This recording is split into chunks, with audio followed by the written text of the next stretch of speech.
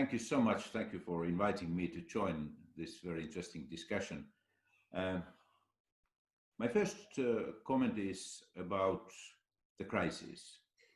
If you look back, economic or any kind of crisis, global crisis or substantial crisis, there are two things. For the first, you never come back to the old.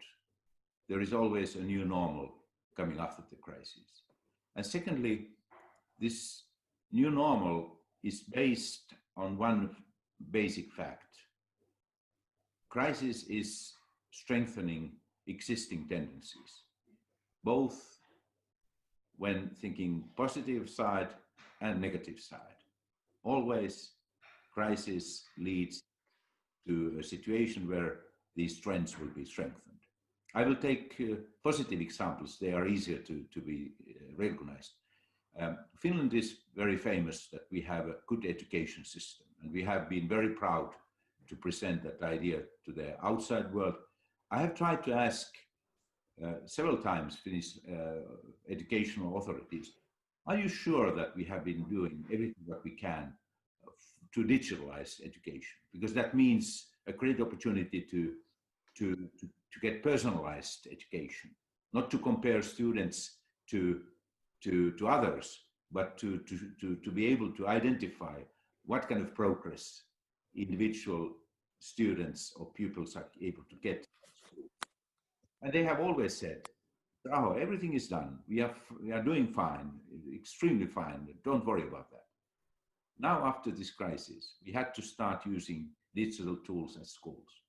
And all have recognized we were not prepared for that. And when we started to do that, because we didn't have any alternative, everything happened very fast. Changes that normally had taken several years have been able to be executed within few weeks. And they will never go back. Good example from company side as well. I just discussed with the CEO of the biggest or second biggest forest industry company in the world, saying that they had a meeting for customers and customers in China, 5,000 altogether. And they had one single online meeting with them. And the CEO said, we had never understood how efficient these technological tools are. We are never going to go back to the previous system.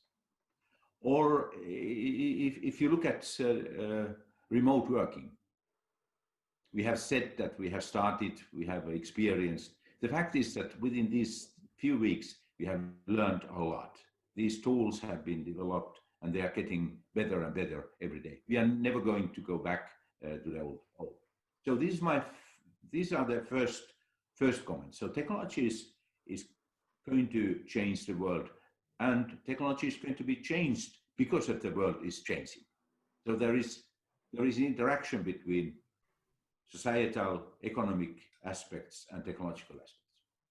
Secondly, when thinking technology, I think technology is not good or bad. We can absorb technologies better or worse. We can create better systems if we are capable to do that. Technology is providing opportunities for that. And I think the critical thing now is when we think about the new social contract, technology plays a critical role in that, much more important than ever before. But we have to understand that it's ecosystem. It's not a question of absorbing technology into the old systems, or from technology perspective, it's not a question of pushing technologies into the existing systems. But the idea is how both will be changed. Both societies and technological tools will be changed simultaneously. And we have a couple of good examples how governments and companies have been working together. The United States was leading mobile technology development until 1980s. But then 1987, the European Union institutions, national governments, but big companies as well, research institutions, came together in Copenhagen, and they adopted CSM standard.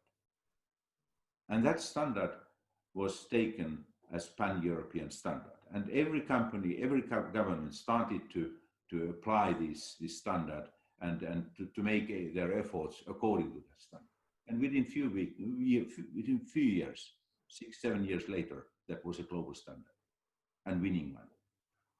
I think there is a difference between the US and Europe in that respect. US is believing that technologies, when competing with each others, will decide what kind of technology is going to be the winning one.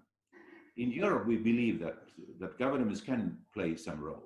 I'm in favor of this European approach. It's a bit slower than the American method, maybe, but it's going to guarantee that we can balance between all these aspects.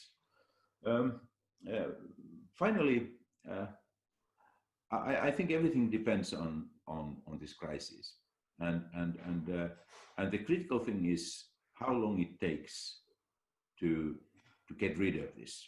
If it's short one, I don't think that we are going to see major changes to take place.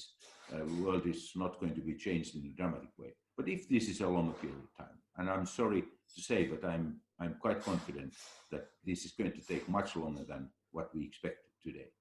It will have dramatic consequences, and I'm optimistic that this is like a global war.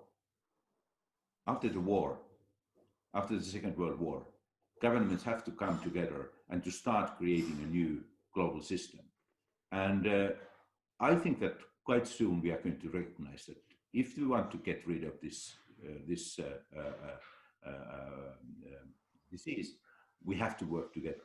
We have to have some kind of global concerted effort against this virus. But also recovery will require global collaboration. And I think that is a good opportunity for us to take an initiative and try to influence. That's my comment. Thank you.